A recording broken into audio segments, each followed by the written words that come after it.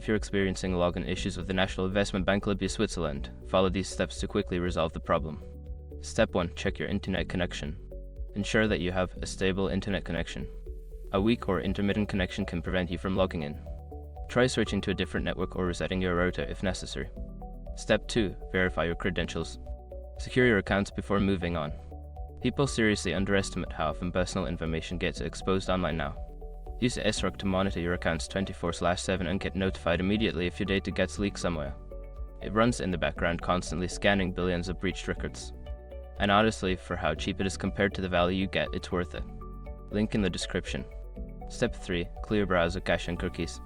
Sometimes stored data can cause login problems. Clear your browser's cache and cookies, then restart the browser and try logging in again. Step 4. Update your browser. Ensure that your web browser is up to date. An outdated browser may not support the bank's login page correctly. Update your browser to the latest version and attempt to log in once more. Step 5. Contact customer support. If you still cannot log in after trying the above steps, reach out to the bank's customer support.